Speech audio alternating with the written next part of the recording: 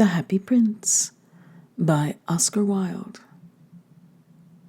High above the city, on a tall column, stood the statue of the Happy Prince. He was gilded all over with thin leaves of fine gold. For eyes, he had 2 bright sapphires, and a large red ruby glowed on his sword hilt. He was very much admired indeed. "He is as beautiful as a weathercock," remarked one of the town councillors, who wished to gain a reputation for having artistic tastes, "only not quite so useful," he added, fearing lest people should think him unpractical, which he really was not. "Why can't you be like the Happy Prince?" asked a sensible mother of her little boy who was crying for the moon. "The Happy Prince never dreams of crying for anything." "I'm glad there's someone in the world who's quite happy," muttered a disappointed man as he gazed at the wonderful statue. "He looks just like an angel," said the charity children as they came out of the cathedral in their bright scarlet cloaks and their clean white pinafores. "How do you know?" said the mathematical master. "You have never seen one." "Ah, but we have, in our dreams," answered the children. And the mathematical master frowned and looked very severe, for he did not approve of children dreaming. One night there flew over the city a little swallow. His friends had gone away to Egypt 6 weeks before, but he had stayed behind, for he was in love with the most beautiful reed. He had met her early in the spring as he was flying down the river after a big yellow moth, and had been so attracted by her slender waist that he stopped to talk to her. "Shall I love you?" said the swallow, who liked to come to the point at once, and the reed made him a low bow.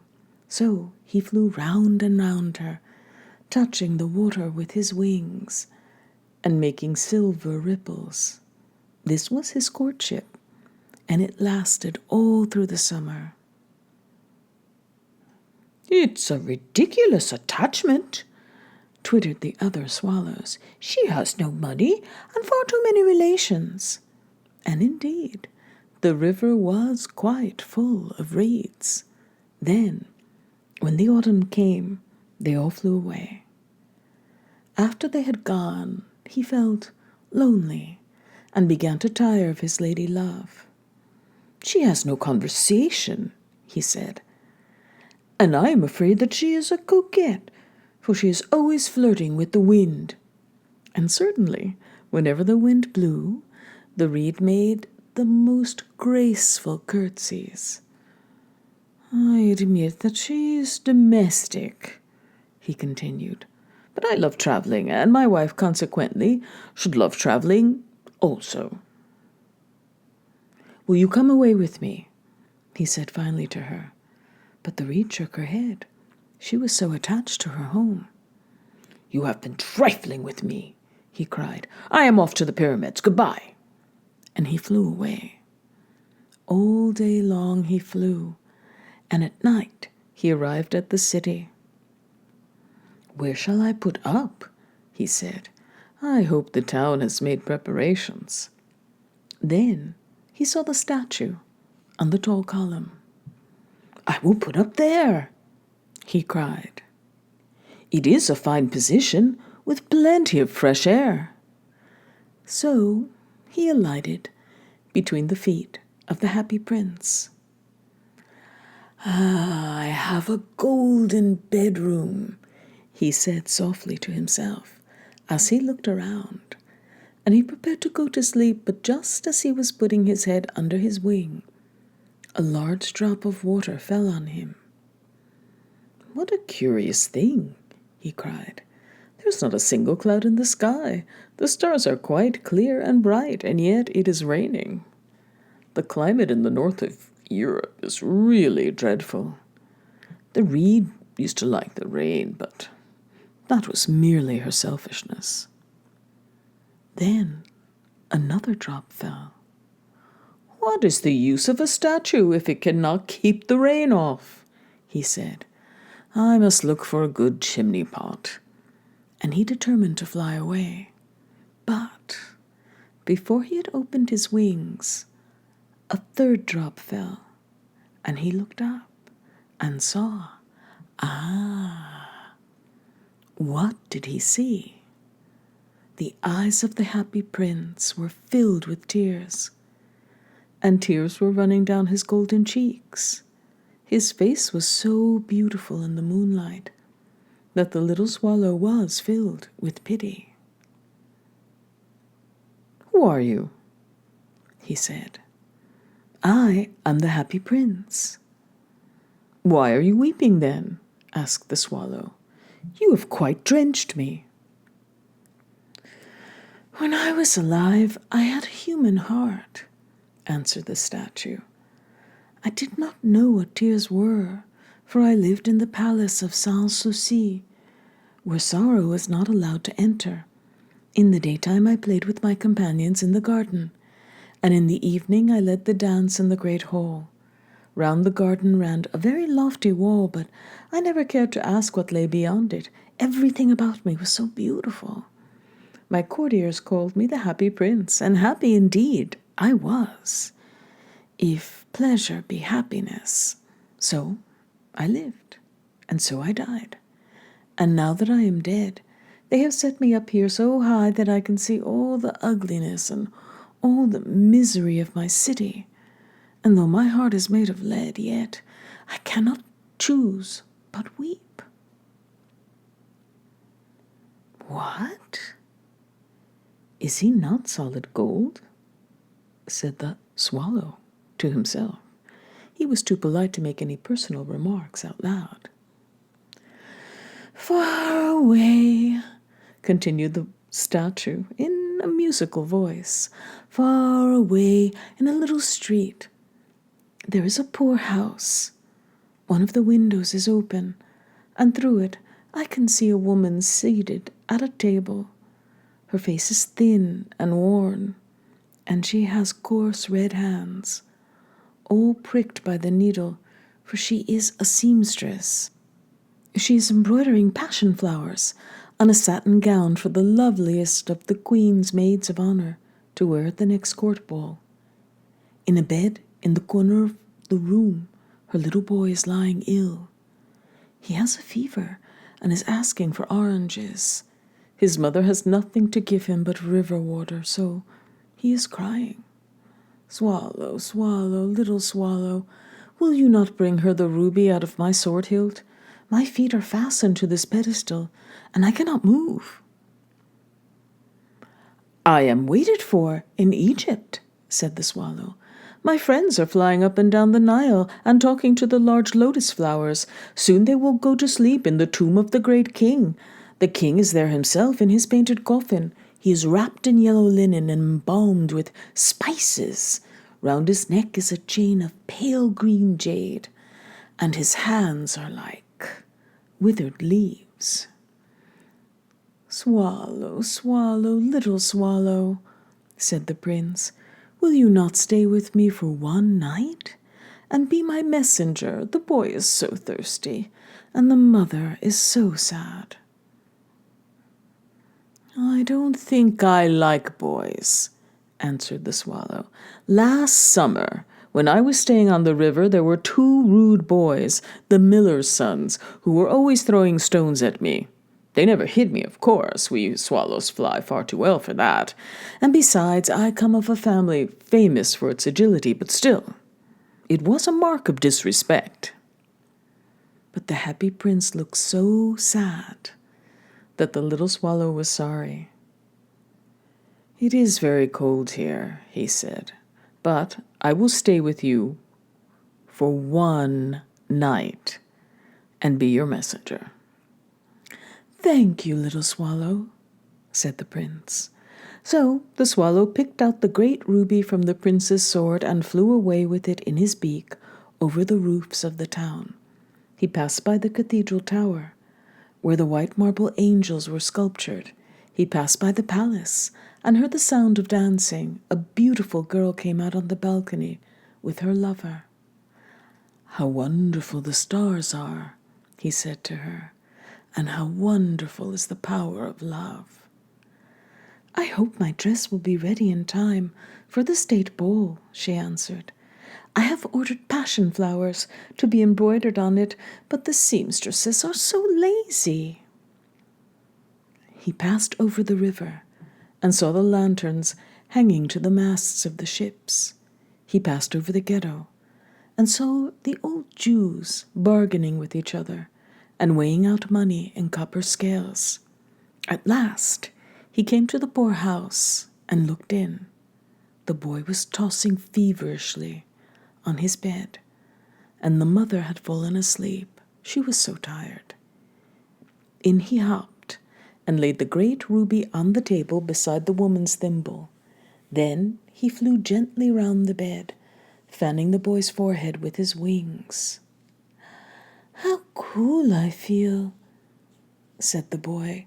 "I must be getting better." And he sank into a delicious slumber. Then the swallow flew back to the happy prince and told him what he'd done. "It is curious," he remarked, "but I feel quite warm now, although it is so cold." "That is because you have done a good action," said the prince. And the little swallow began to think, and then he fell asleep. Thinking always made him sleepy. When day broke, he flew down to the river and had a bath. "What a remarkable phenomenon," said the professor of ornithology as he was passing over the bridge. "A swallow in winter?" And he wrote a long letter about it to the local newspaper. Everyone quoted it. It was full of so many words that they could not understand. "Tonight I go to Egypt," said the swallow, and he was in high spirits at the prospect. He visited all the public monuments and sat a long time on top of the church steeple. Whenever he went, the sparrows chirruped and said to each other, "What a distinguished stranger!" So he enjoyed himself very much. When the moon rose, he flew back to the happy prince. "Have you any commissions for Egypt?" he cried. "I am just starting." "Swallow, swallow, little swallow," said the prince, "will you not stay with me one night longer?" "I am waited for in Egypt," answered the swallow. "Tomorrow my friends will fly up to the second cataract. The river horse couches there among the bulrushes, and on a great granite throne sits the god, Memnon. All night long he watches the stars, and when the morning star shines, he utters one cry of joy, and then he is silent. At noon, the yellow lions come down to the water's edge to drink. They have eyes like green beryls, and their roar is louder than the roar of the cataract." "Swallow, swallow, little swallow," said the prince. "Far away across the city, I see a young man in a garret. He is leaning over a desk covered with papers, and in a tumbler by his side there are a bunch of withered violets. His hair is brown and crisp, and his lips are red as a pomegranate, and he has large and dreamy eyes. He is trying to finish a play for the director of the theater, but he is too cold to write any more. There is no fire in the grate, and hunger has made him faint. I will wait for you one night longer," said the swallow, who really had a good heart. "Shall I take him another ruby?" "Alas," I have no ruby now, said the prince. My eyes are all I have left. They are made of rare sapphires, which are brought out of India 1,000 years ago. Pluck out one of them and take it to him. He will sell it to the jeweler and buy food and firewood and finish his play. Dear prince, said the swallow, I cannot do that. And he began to weep. Swallow, swallow, little swallow, said the prince, do as I command you. So the swallow plucked out the prince's eye and flew away to the student's garret. It was easy enough to get in, as there was a hole in the roof. Through this he darted and came into the room. The young man had his head buried in his hands, so he did not hear the flutter of the bird's wings, and when he looked up, he found the beautiful sapphire lying on the withered violets. I am beginning to be appreciated, he cried. This is from some great admirer. Now I can finish my play. And he looked quite happy. The next day the swallow flew down to the harbor. He sat on the mast of a large vessel and watched the sailors hauling big chests out of the hold with ropes. Heave ahoy! They shouted as each chest came up. I'm going to Egypt, cried the swallow, but nobody minded, and when the moon rose, he flew back to the happy prince. I am come to bid you goodbye, he cried. Swallow, swallow, little swallow, said the prince, will you not stay with me one night longer? It is winter, answered the swallow, and the chill snow will soon be here. In Egypt the sun is warm on the green palm trees, and the crocodiles lie in the mud and look lazily about them. My companions are building a nest in the temple of Baalbek, and the pink and white doves are watching them and cooing to each other. Dear prince, I must leave you, but I will never forget you, and next spring I will bring you back 2 beautiful jewels in place of those you have given away. The ruby shall be redder than a red rose, and the sapphire shall be as blue as the great sea. In the square below, said the happy prince, there stands a little match girl. She has let her matches fall in the gutter, and they are all spoiled. Her father will beat her if she does not bring home some money, and she is crying. She has no shoes or stockings, and her little head is bare. Pluck out my other eye and give it to her, and her father will not beat her. I will stay with you one night longer, said the swallow, but I cannot pluck out your eye. You would be quite blind then. Swallow, swallow, little swallow, said the prince, do as I command you. So he plucked out the prince's other eye and darted down with it. He swooped past the match girl and slipped the jewel into the palm of her hand. What a lovely bit of glass, cried the little girl, and she ran home, laughing. Then the swallow came back to the prince. You are blind now, he said, so I will stay with you always. No, little swallow, said the poor prince, you must go away to Egypt. I will stay with you always, said the swallow, and he slept at the prince's feet. All the next day he sat on the prince's shoulder and told him stories of what he had seen in strange lands. He told him of the red ibises, who stand in long rows on the banks of the Nile and catch goldfish in their beaks, of the Sphinx, who is as old as the world itself and lives in the desert and knows everything, of the merchants who walk slowly by the side of their camels and carry amber beads in their hands, of the king of the mountains of the moon, who is as black as ebony and worships a large crystal, of the great green snake that sleeps in a palm tree and has 20 priests to feed it with honey cakes, and of the pygmies who sail over a big lake on flat large leaves and are always at war with the butterflies. Dear little swallow, said the prince, tell me of marvelous things, but more marvelous than anything is the suffering of men and of women. There is no great mystery, so great as misery. Fly over my city, little swallow, and tell me what you see there."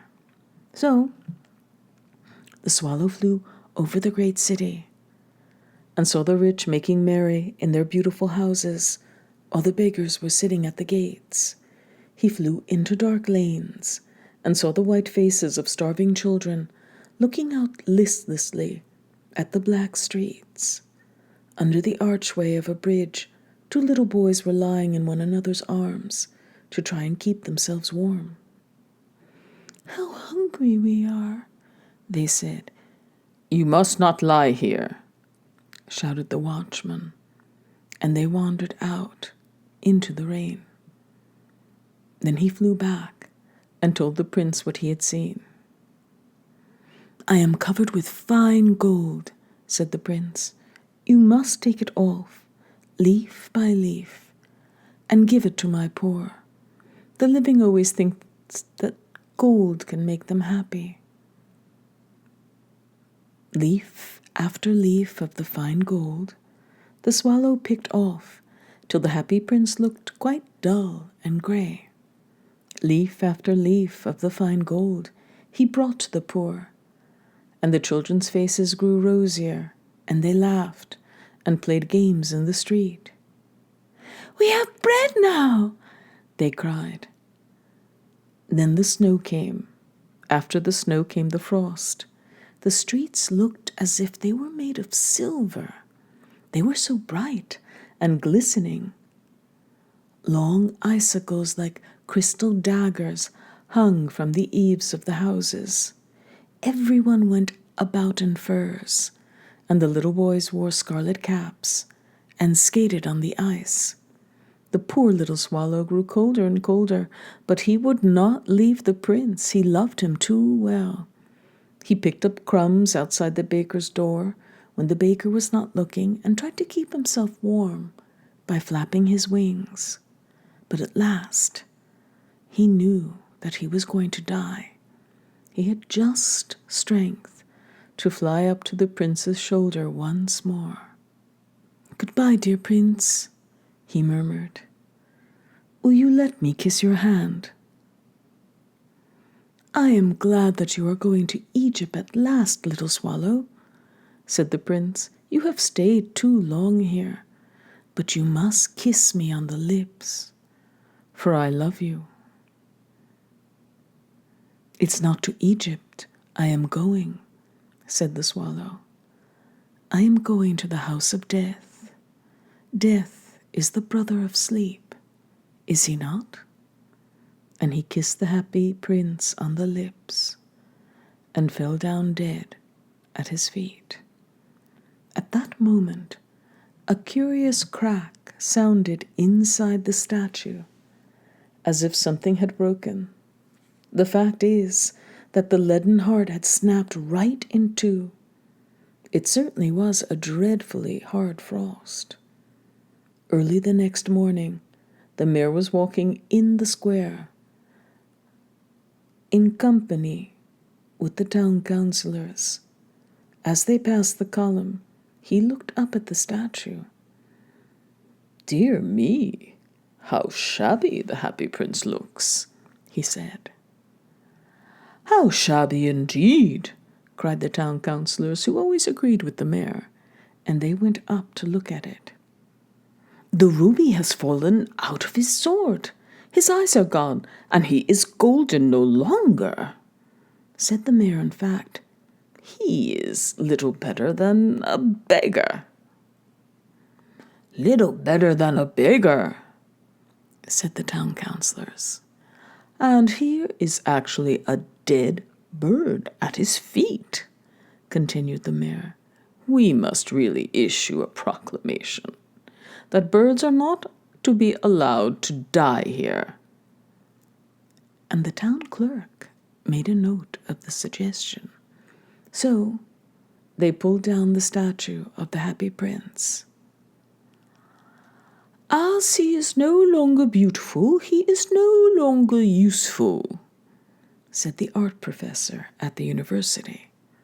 Then they melted the statue in a furnace, and the mayor held a meeting of the corporation to decide what was to be done with the medal.